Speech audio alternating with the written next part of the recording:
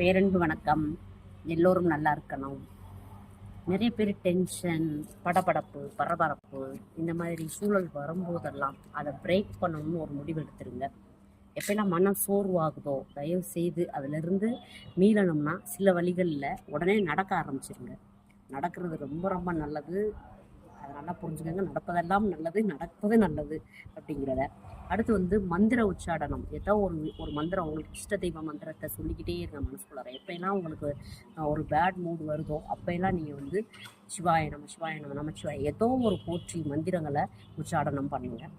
அப்படி இல்லாட்டினா நல்ல பாட்டு கேளுங்க, நல்ல புத்தாட்டம் போடுங்க தயவு செய்து. அப்படி இல்லையா, உங்களுக்கு மனசுக்கு பிடிச்சமான ஏதாவது ஒரு விஷயத்தில் உங்களை நீங்கள் ஈடுபடுத்திக்கிங்க.